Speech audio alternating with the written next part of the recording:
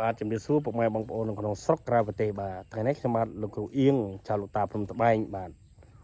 មកដល់ទឹកដីម្ដងទៀតហើយបាទទឹកដីនៅកន្លែងកែងបាទអញ្ចឹងសូមបងប្អូនទស្សនាបាទសួស្តីពុកម៉ែបងប្អូននៅក្នុងស្រុកក្រៅប្រទេសបាទថ្ងៃនេះខ្ញុំបាទលោកគ្រូអៀងចៅលោកតាព្រំត្បែងបាទនេះទីធ្លាបាទបកគូបកែវបងប្អូនបាទ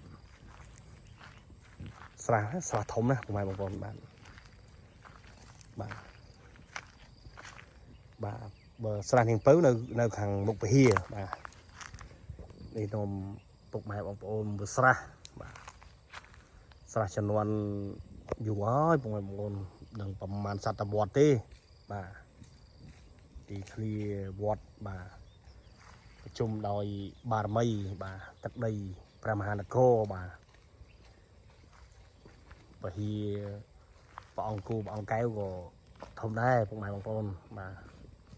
ពហិយបាទពហិយព្រះអង្គគូព្រះអង្គកែវ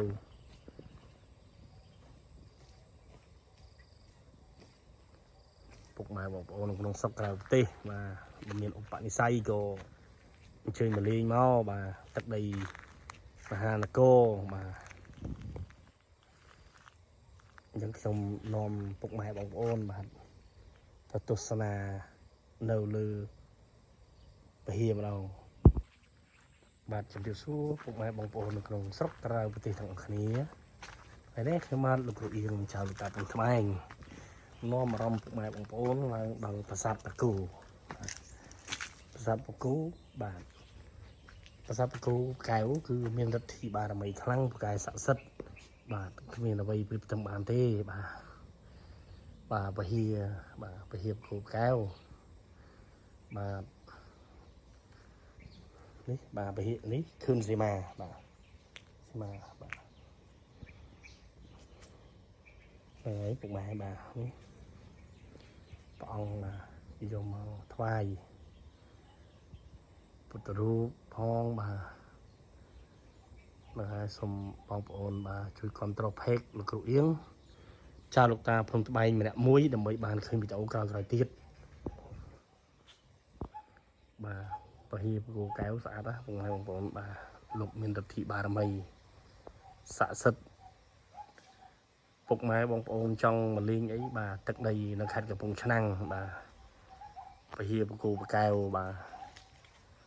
អញ្ចឹងសូមអញ្ជើញបងប្អូនបាទដែលមានឧបនិស្ស័យក៏មកបួងសួងទៅបាទសុំសុខសុំសប្បាយនឹងបានហើយបាទសូមពុកម៉ែបាទជួយគ្រប់គ្រង